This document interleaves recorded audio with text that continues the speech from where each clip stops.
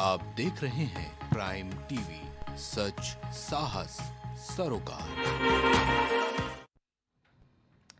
नमस्कार, मैं हूं काजिम अब्बास। अब वक्त हो चुका है अहम बात का, और आज आपको बता दें कि बजट को लेकर केंद्र सरकार ने तीसरे कार्यकाल का पहला पूर्ण बजट पेश कर दिया है।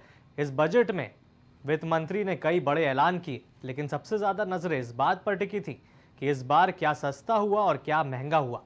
इस बार बड़ी घोषणाएं करते हुए वित्त मंत्री ने मोबाइल फ़ोन सस्ता करने की घोषणा कर दी, वहीं कैंसर की दवा भी सस्ती कर दी, और तमाम ऐसे भी सेक्टर हैं जहां पर पहले से ज़्यादा इस बार फोकस किया गया। वहीं वित्त मंत्री निर्मला सीतारमण ने लोकसभा में आज लगातार 7वीं बार देश का आम बजट पेश किया, जिसमें वित्त मंत्री ने विकसित भारत का खाका पेश किया है। सरकार ने बजट की 9 प्राथमिकताएं तय की हैं, जिसके केंद्र में किसान, रोजगार और मिडिल क्लास है। अब आपको सुनाते हैं निर्मला सीतारमण ने बजट को। जी रिपोर्ट, पूरी खबर प्राइम टीवी पर।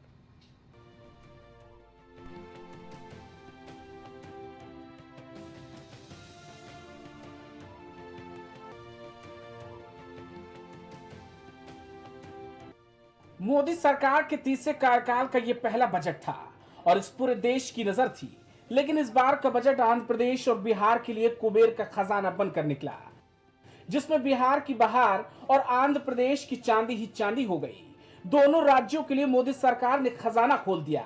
एनडीए सहयोगी दलों में नीतीश कुमार और चंद्रबाबू नायडू को इस बजट के जरिए केंद्र सरकार ने रिटर्न गिफ्ट दिया है।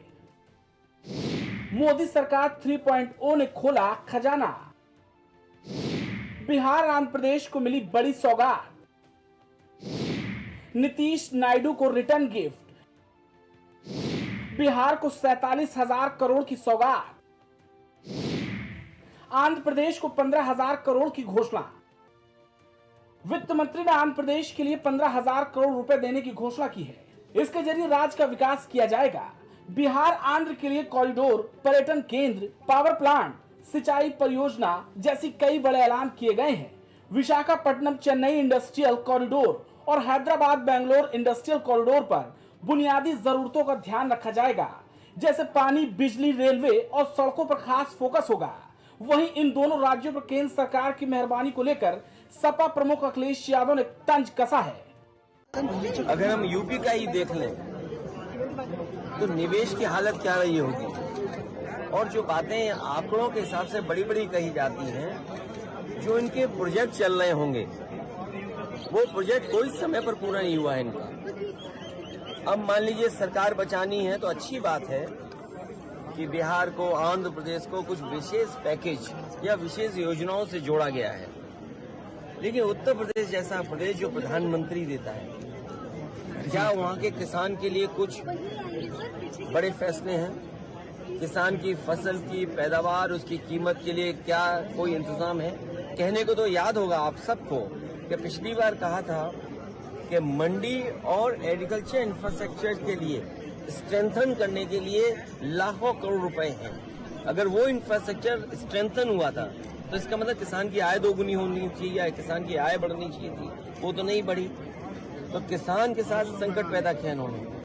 वित्त मंत्री निर्मला सीतारमण ने बिहार को 26,000 करोड़ रुपए देने का ऐलान किया है। गया के विष्णुपद मंदिर के लिए काशी विश्वनाथ कॉरिडोर की तर्ज पर कॉरिडोर बनेगा, जिसमें गया को औद्योगिक केंद्र बनाया जाएगा। इससे पूर्वोत्तर क्षेत्र के औद्योगिक विकास को बल मिलेगा। गया का केंद्र प्राचीन सांस्कृतिक केंद्रों को आधुनिक अर्थव्यवस्था के साथ कनेक्ट करेगा। ये कॉरिडोर औद्योगिक विकास को कार्यान्वित करेगा। इस मॉडल में विकास भी दिखेगी और विरासत भी झलकेगी। Output desk, prime TV. वहीं आपको सुनाते हैं निर्मला सीतारमण ने बजट को लेकर कौन सी अहम बातों पर फोकस किया। This budget envisages sustained efforts on the following 9 priorities for generating ample opportunities for all. Number 1, productivity and resilience in agriculture. Number 2, employment and skilling. Number 3, inclusive human resource development and social justice. 4, manufacturing and services. 5, urban development, 6. Energy security, 7. Infrastructure, 8. Innovation, research and development, and 9. Next generation reforms. वहीं आम budget में इस बार लोगों की क्या राय है, समझते हैं, क्योंकि बजट तो आम जनता के लिए ही होता है। अब वो खुश है कि नहीं, वो सुनते हैं।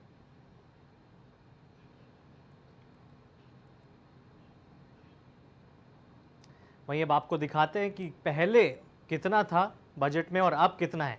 आइडिया प्लान 1300 करोड़, और अब आपको दिखा दें कि अब हो गया है 3849 करोड़। और वहीं आगे अगर हम दिखाएंगे इसमें कि बजट में पहले कितना था और अब जो आइडिया प्लान है वो 1300 करोड़ है, और वहीं वो बढ़ के अब 3849 करोड़ हो गया। वहीं अगला बताएंगे आपको कि कैसे 1200 करोड़ से फार्मास्यूटिकल अब बढ़कर 2143 करोड़ हो गया है। फार्मास्यूटिकल में बढ़ोतरी हो गई है बजट में इस बार। और वहीं रिसर्च की अगर बात करें तो रिसर्च डेवलपमेंट में 840 करोड़ 1200 करोड़ अब हो गया है। और वहीं सोलर पावर में कहीं ना कहीं 4970 करोड़ से बढ़कर सीधा 10,770 करोड़ हो गया है। अब आपको बता दें ये पूरे ग्राफिक्स प्राइम टीवी पर आपको समझाने के लिए कि क्या ये रिसर्च डेवलपमेंट से तमाम आइडिया प्लान हो, चाहे फार्मास्यूटिकल हो, चाहे जितने भी हो, कितने पहले थे और अब कितना हो गया। वहीं इस टाइम अगर रिसर्च की बात करें तो 840 करोड़ हो गया। अब आपको दिखाते हैं अगले पूरे ग्राफिक्स के ज़रिए समझाने की कोशिश करते हैं कि ओवरऑल ग्राफिक्स में कितना आया है। वहीं अगर ओवरऑल की बात करें तो मोदी सरकार में किस क्षेत्र को मिला बढ़ावा? शिक्षा में, सीमा सुरक्षा में, घरेलू उत्पादों पर जोर दिया है और रक्षा बजट में 1.52 लाख करोड़ रुपए का ऐलान किया है। वहीं कृषि क्षेत्रों में 1,52 करोड़ का आवंटन किया है। वहीं ग्रामीण विकास के लिए 2.66 लाख करोड़ खर्च किया है। और वहीं शिक्षा के लिए 1,48,000 करोड़ रुपए। वहीं हेल्थ सेक्टर पे उन तकरीबन 90,000 करोड़ रुपए का आवंटन किया है। और वहीं अगर टेलीकॉम की बात करें तो 1.28 लाख करोड़ का खर्चा हुआ है। और वहीं उद्योग मंत्रालय की बात करें तो 47,600 करोड़ तकरीबन बजट में खर्चा किया जाएगा इस बार।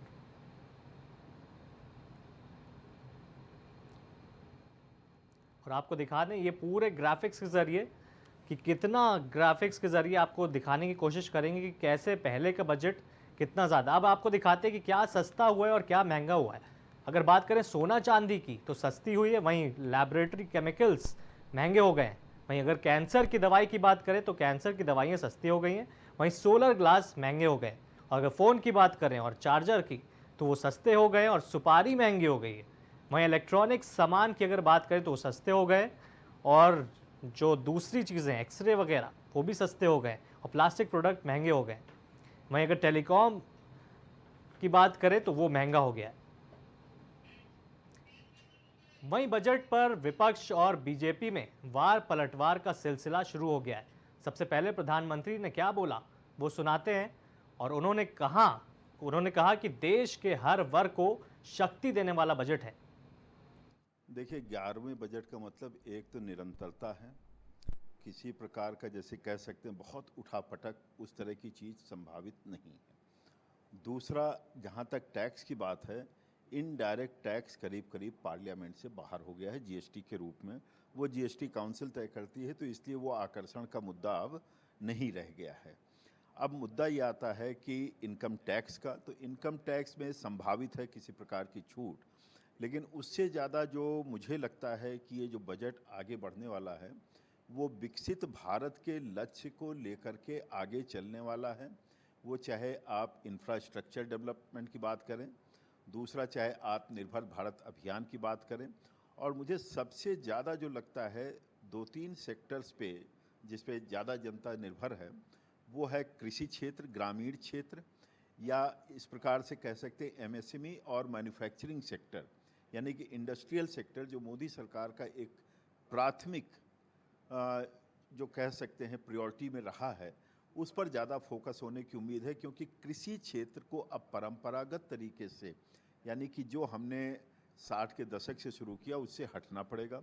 अब हमको आधुनिक खेती पुनः वापस अपने जाना पड़ेगा, जो हम कह सकते हैं कि ऑर्गेनिक फार्मिंग कह सकते हैं, या हम परंपरागत खेती जो हमारी थी, जैविक खेती, उसकी तरफ जाना पड़ेगा। क्योंकि कृषि की लागत कम करना, नए तकनीकियों से जोड़ना, चाहे सोलर पंप के रूप में देखें। अभी उत्तर प्रदेश सरकार ने जैसे एक नया अभिनव प्रयोग प्रारंभ किया है कार्बन का, कि कार्बन ट्रेडिंग कैसे शुरू करते हैं, यानी कि कृषि में यदि हम प्रदूषण कम कर रहे हैं, उस प्रदूषण को कम करने के कारण किसानों को लाभ हो सकता है, मौद्रिक लाभ हो सकता है। तो इस प्रकार के अभिनव प्रयोग इसमें संभावित हैं। देखिए, बहुत नाउम्मीदी भरा बजट है, जिससे जनता को कुछ भी हासिल नहीं हुआ है, उत्तर प्रदेश को कुछ हासिल नहीं हुआ है, किसान, मजदूर, नौजवानों को इससे निराशा हाथ लगी है। 10 सालों की भारतीय जनता पार्टी की सरकार में जो वादे भाजपा ने किए थे कि किसानों की आय दुगनी हो जाएगी, महंगाई कम होगी, बेरोजगारी कम होगी, वो कहीं नज़र नहीं आती है। बैसाखी पे चल रही सरकार ने अपनी बैसाखी को और मजबूत करने के लिए केवल इस बजट में काम किया। समाजवादी पार्टी को बिहार या आंध्र को मिली सहायता पे कोई आपत्ति नहीं है, लेकिन उत्तर प्रदेश को क्या हासिल हुआ या देश को क्या हासिल हुआ, किसान, मजदूर, नौजवान को क्या हासिल हुआ, सवाल ये है। तो ये काफ़ी निराशाजनक बजट है, इससे जो जनता का कोई भला होने वाला नहीं है। विपक्ष की निराशाजनक सोच है, जो इस तरह की बातें उनके दिमाग में हर वक्त भरी रहती है। उनके यहाँ चश्मा उल्टा चढ़ा हुआ है और उन्हें उल्टा ही दिखता है। जबकि मोदी जी का ये बजट, ये ऐसा बजट है जिसमें हर वर्ग का, हर क्षेत्र का और हर तबके का पूरा ध्यान रखा है। महिलाओं को, किसानों को, युवाओं को और हर वर्ग के लोगों को भरपूर सम्मान दिया है और भरपूर ध्यान रखा है। ये एक तरह से जो विकसित भारत की परिकल्पना मोदी जी ने की है, उसकी आधारशिला रख दी है और विकसित भारत की संकल्पना पूरी होगी। जो वादे जनता से भारतीय जनता पार्टी करके चुनाव में आई है और तीसरी बार माननीय नरेंद्र मोदी प्रधानमंत्री जी बने हैं, तो उनको साकार करने का काम। वहीं पहले आपको सुनाते कि प्रधानमंत्री ने क्या बोला, वो सुनते हैं। उन्होंने कहा कि देश के हर वर्ग को शक्ति देने वाला बजट है। एमएसएमई के लिए ईज ऑफ क्रेडिट बढ़ाने वाली नई योजना का ऐलान किया गया है। मैन्युफैक्चरिंग और एक्सपोर्ट्स इकोसिस्टम को हर जिले तक ले जाने के लिए बजट में अहम घोषणा की गई है। ई कॉमर्स, एक्सपोर्ट हब्स और फूड क्वालिटी टेस्टिंग के लिए 100 यूनिट्स, ऐसे कदमों से वन डिस्ट्रिक्ट वन प्रोडक्ट अभियान को गति मिलेगी। साथियों, ये बजट हमारे स्टार्टअप्स के लिए, इनोवेशन इकोसिस्टम के लिए ढेर सारे नए अवसर लेकर आया है। स्पेस इकोनॉमी को बढ़ावा देने के लिए 1000 करोड़ रुपए का फंड हो, एंजल टैक्स हटाने का फैसला हो, ऐसे कई सारे कदम इस बजट में उठाए गए हैं। साथियों, रिकॉर्ड हाई कैपेक्स इकोनॉमी का एक ड्राइविंग फोर्स बनेगा। 12 नए इंडस्ट्रियल नोड्स, देश में नए सैटेलाइट टाउन्स का विकास और 14 बड़े शहरों के लिए ट्रांजिट प्लान, इससे देश में नए इकोनॉमिक हब विकसित होंगे और बहुत बड़ी संख्या में नए रोजगार बनेंगे। वहीं आपको बता दें, leader of opposition Rahul Gandhi ने भाजपा को बोला, ये बजट कुर्सी बचाओ बजट है। बजट में कुछ खास ना होने पर राजनीतिक गलियारों में बीजेपी को घेरा जा रहा है। अब आइए सुनते हैं कि आखिर बिहार को लेकर इतनी गहमा गहमी फिर से क्यों शुरू हो गई है। बिहार में विशेष राज्य का दर्जा ना देने से सियासी गलियारों में गहमा गहमी शुरू हो गई है।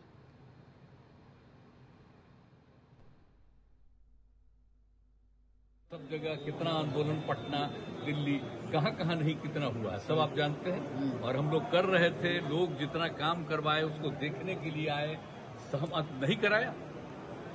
14 के बाद तुम लोग फिर अलग हट गए, तो नहीं कराया कि तुमने कोशिश किया तो। लेकिन हम इसके लिए लगातार बोलते रहे और इन लोगों को भी हमने कहा। तो अब एक बात हो रहा था, विशेष राज्य का दर्जा पहले से खत्म हो गया है।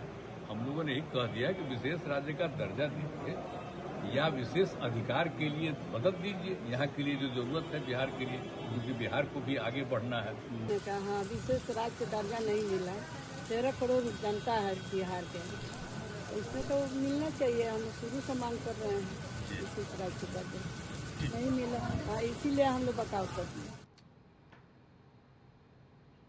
वहीं विपक्ष की पूरी टीम लग गई है बजट से एनडीए को घेरने के लिए। आइए सुनते हैं। यूपी का ही देख लें तो निवेश की हालत क्या रही होगी, और जो बातें आंकड़ों के हिसाब से बड़ी बड़ी कही जाती हैं, जो इनके प्रोजेक्ट चल रहे होंगे वो प्रोजेक्ट कोई समय पर पूरा नहीं हुआ है इनका। अब मान लीजिए सरकार बचानी है तो अच्छी बात है कि बिहार को, आंध्र प्रदेश को कुछ विशेष पैकेज या विशेष योजनाओं से जोड़ा गया है। लेकिन उत्तर प्रदेश जैसा प्रदेश जो प्रधानमंत्री देता है, क्या वहाँ के किसान के लिए कुछ बड़े फैसले हैं? किसान की फसल की पैदावार, उसकी कीमत के लिए क्या कोई इंतजाम है? कहने को तो याद होगा आप सबको कि पिछली बार कहा था कि मंडी और एग्रीकल्चर इंफ्रास्ट्रक्चर के लिए स्ट्रेंथन करने के लिए लाखों करोड़ रुपए हैं। अगर वो इंफ्रास्ट्रक्चर स्ट्रेंथन हुआ था तो इसका मतलब किसान की आय दोगुनी होनी चाहिए या किसान की आय बढ़नी चाहिए थी, वो तो नहीं बढ़ी। तो किसान के साथ संकट पैदा किया इन्होंने। बेरोजगारी इन्होंने बढ़ाई है। 10 साल में जो इतनी बेरोजगारी बढ़ गई उसको कैसे कम करें, और वो भी आधी अधूरी नौकरी से। आप 2 साल की, 1 साल की या कुछ ट्रेनिंग करा करके नौकरी या रोजगार का सपना दिखा रहे हैं। देश का नौजवान अपना भविष्य बनाने के लिए पक्की नौकरी चाहता है, और फिर जो आधी अधूरी नौकरी है, क्या उसमें आरक्षण होगा? सर्वाधिक अन्नदाता किसान उत्तर प्रदेश के अंदर निवास कर रहा है। उन अन्नदाता किसानों की समृद्धि में आज संसद में प्रस्तुत आम बजट बड़ी भूमिका का निर्वहन करने वाला है। युवाओं के लिए लाखों नौकरियों के साथ साथ मध्यम वर्गीय परिवार के लिए प्रत्यक्ष कर यानी इनकम टैक्स में जो नए टैक्स स्लैब की घोषणा हुई है, ये सभी अभिनंदनीय है, स्वागत योग्य है। इस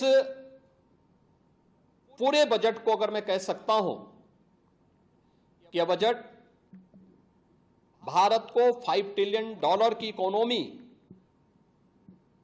में बदलने के संकल्प के साथ ही दुनिया के ग्रोथ इंजन के रूप में भारत की भूमिका को और विकसित भारत की संकल्पना को साकार करने का एक आर्थिक दस्तावेज के रूप में यह देश की संसद में प्रस्तुत किया गया है। Should be called Pradhan Mantri Sarkar Bachao Yojana, because they have realized that this government, if it has to be saved for the next 5 years, they would need their alliance partners, and these alliance partners need to be kept happy.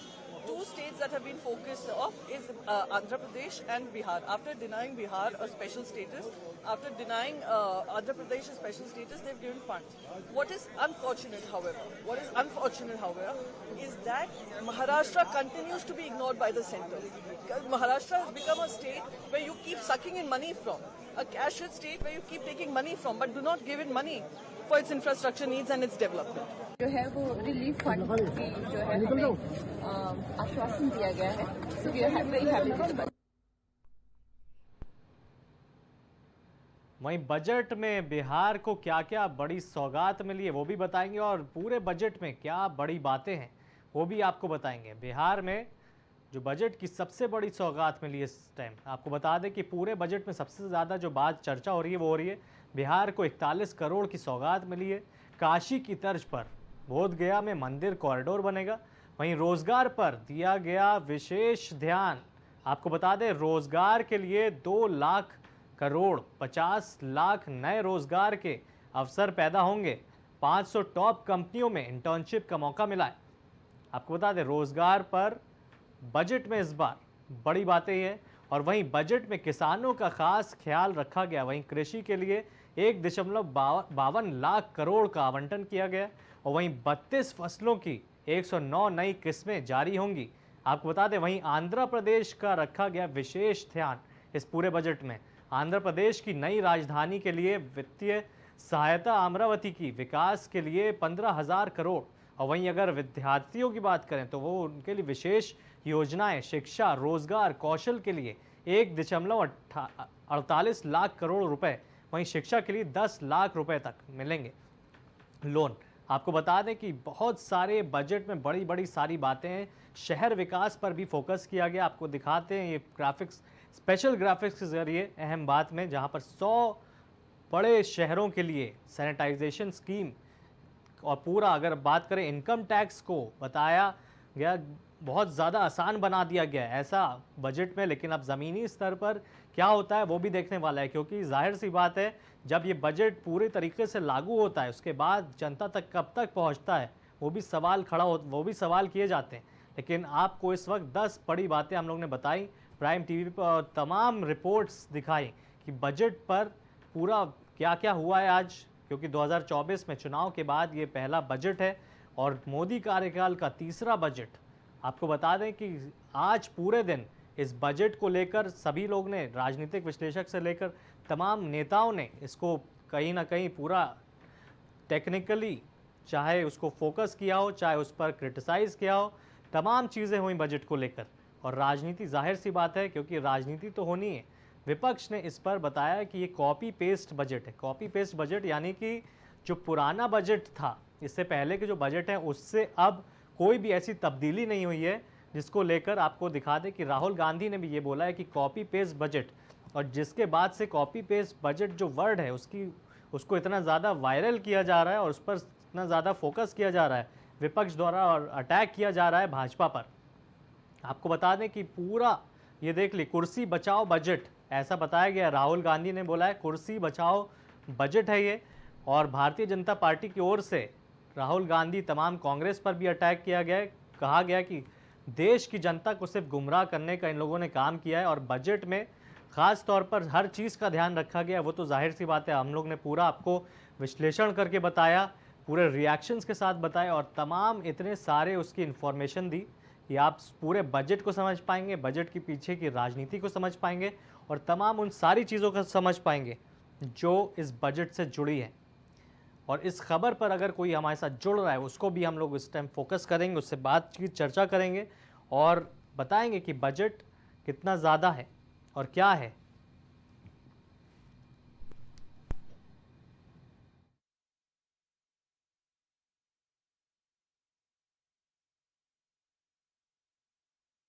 ये budget के बाद, और आपको बता दें Sensex भी गिरा था, लेकिन जब बजट के बाद सेंसेक्स गिरा तो उसकी रिकवरी भी तेज़ी से हो गई थी वापस। लेकिन जाहिर सी बात है बजट के बाद ज़्यादातर जो सेंसेक्स होता है, जो निफ्टी होती है, वो बढ़ती है, वो कई सारे हज़ारों अंकों से बढ़ जाती है और वो खबर बन जाती है। लेकिन आज पूरे दिन खबर ये रही कि रिकवरी में कितनी देर सेंसेक्स ने लिया, सेंसेक्स शुरू से गिर गया और उसके बाद से रिकवरी में कितना वक्त लगा, ये सारी चीज़ें हुई।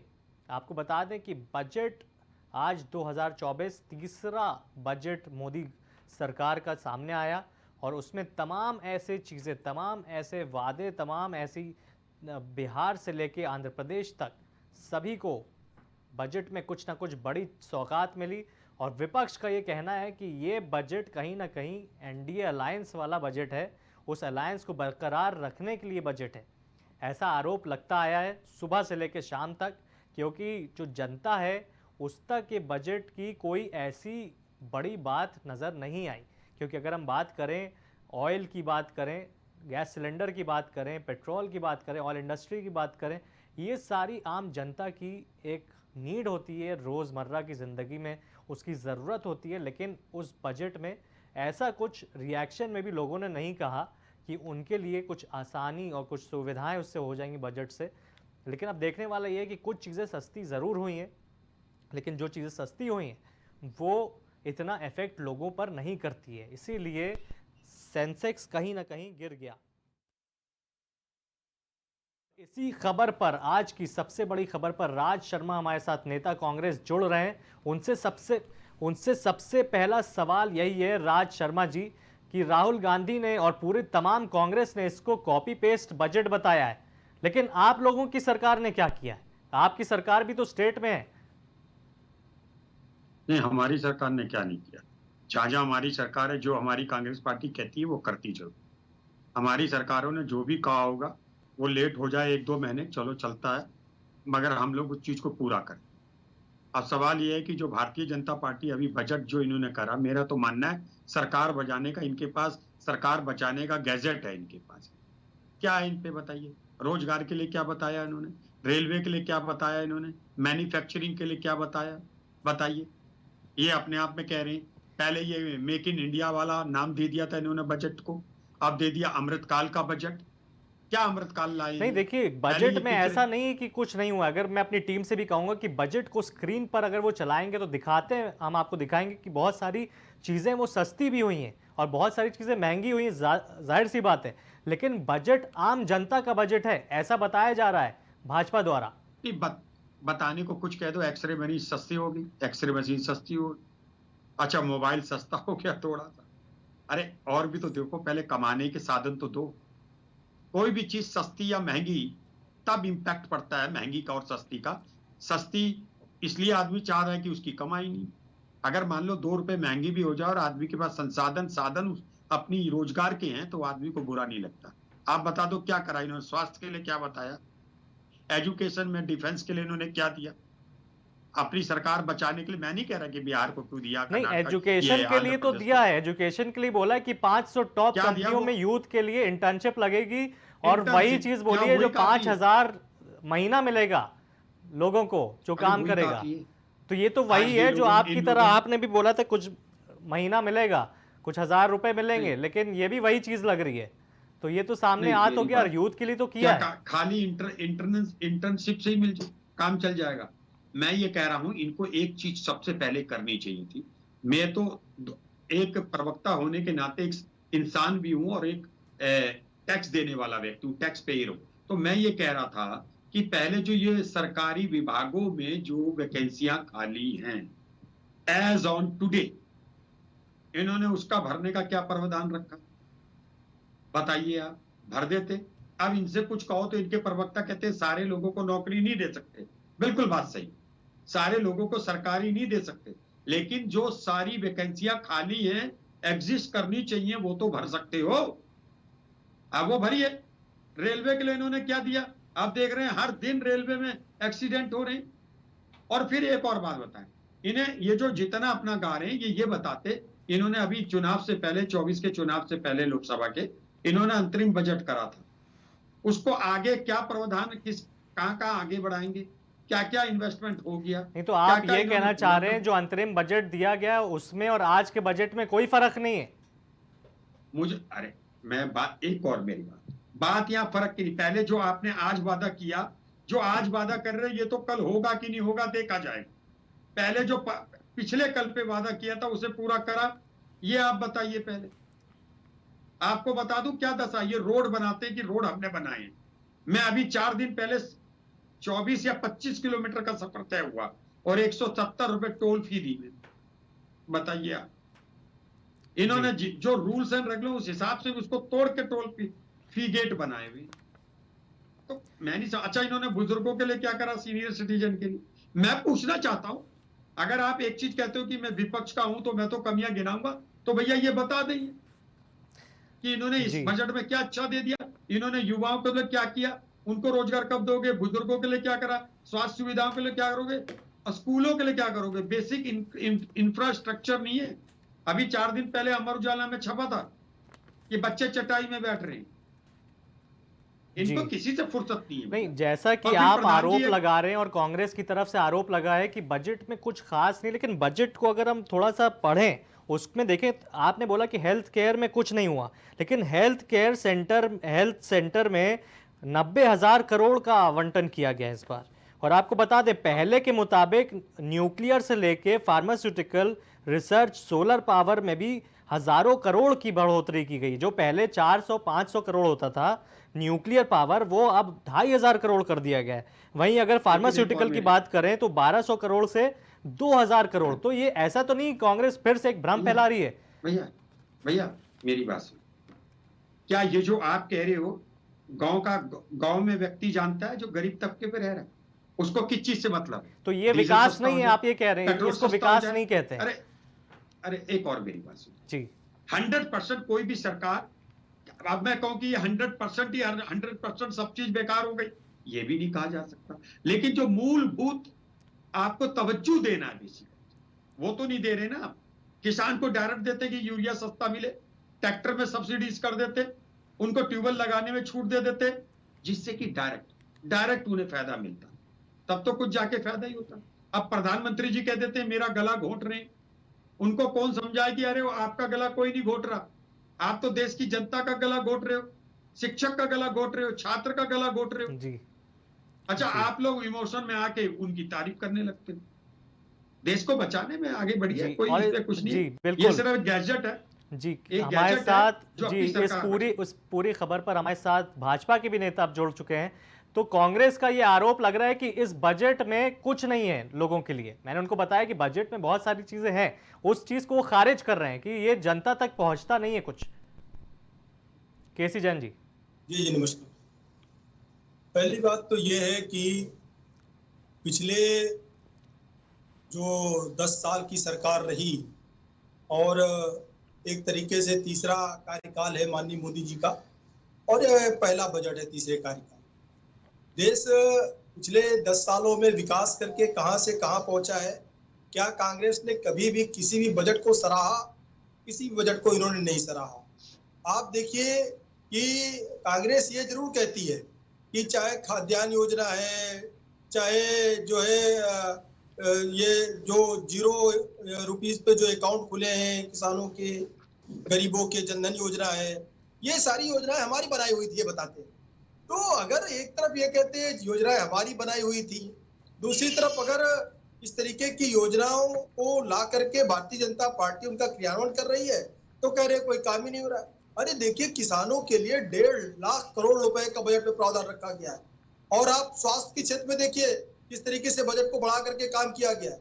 साथ ही साथ जो किसानों का सामान सड़ जाता था, गल जाता था, खराब हो जाता था, उसके लिए जो शीतगृह बनेंगे, कोल्ड स्टोरेज बनेंगे, उनके लिए अलग से प्रावधान किया गया है।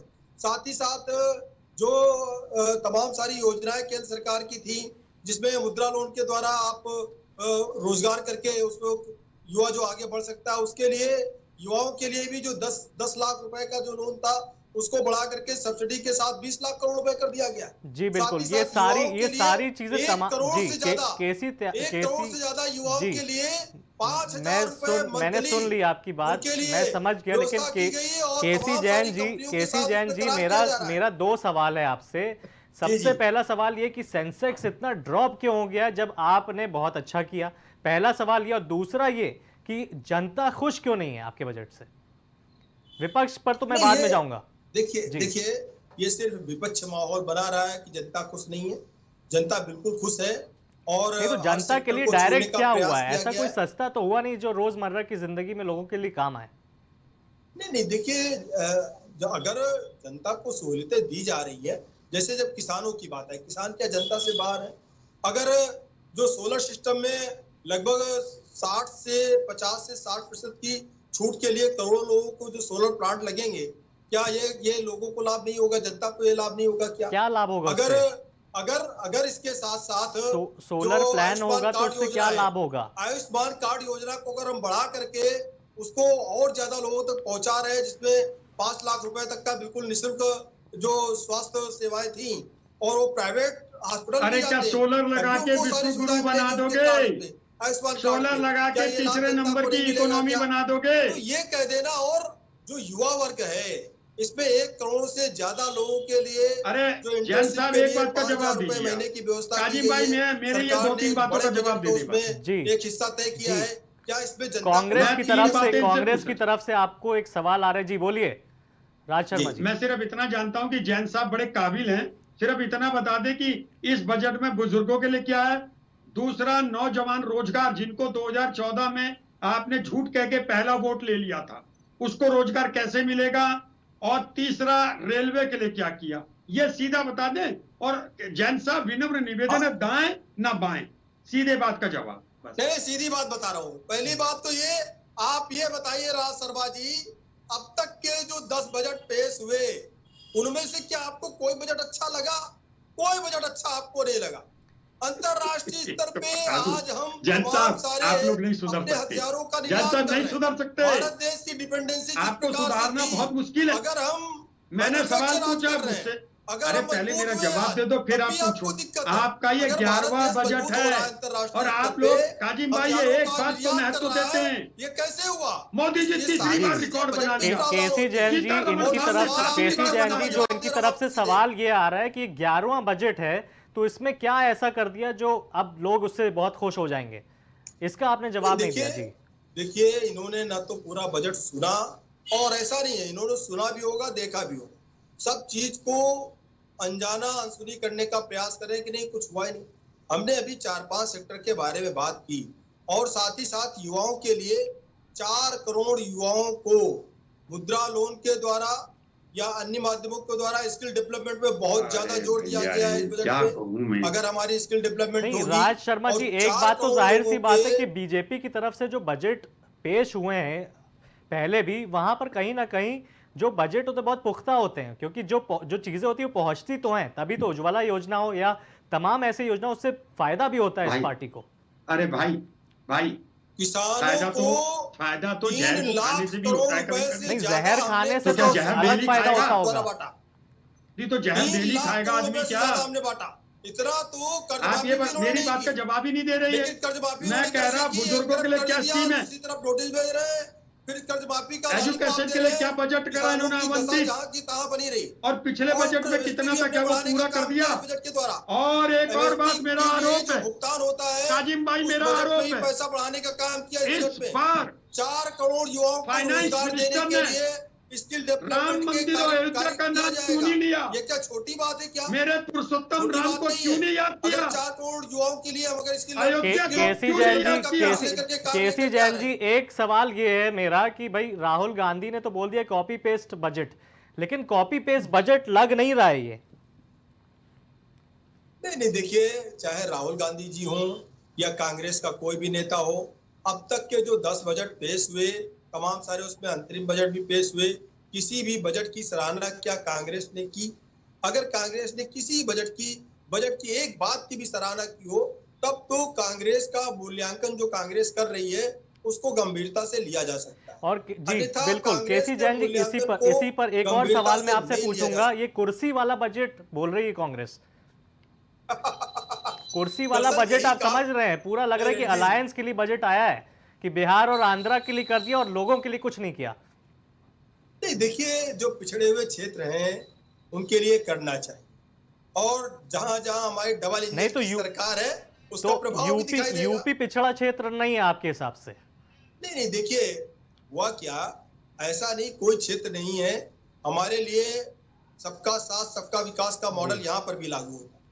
कोई भी भारत देश का कोई भी हिस्सा ऐसा नहीं है जिसके लिए बजट का प्रावधान ना हो। जी, इसी पर राज शर्मा जी एक रिस्पांस, एक आखिरी 20 सेकंड, समय की बहुत कमी है, एक और रिस्पांस कांग्रेस की तरफ से कि क्या ये जो आरोप हैं वो सही आरोप है आप पे जो कांग्रेस पर लग रहे हैं? आरोप नहीं है, ये असलियत बता रहे हैं इनकी। ये लोग अभी नाबालिग लोग हैं, इनको अभी बजट के बारे में कुछ नहीं पता है। मुझे बता दे, अभी उत्तर प्रदेश की बात आ गई, उत्तर प्रदेश के लिए क्या दिया बताइए? इनके आपसी झगड़े में उत्तर प्रदेश को खत्म कर रहे हैं जी। ये योगी जी को निपटाने के चक्कर में पूरा उत्तर प्रदेश निपटा देंगे। अरे योगी जी ने 36,000 करोड़ रुपया माफ दिया था अपने दम पर। जी बहुत बहुत धन्यवाद केसी जैन जी। वो दोनों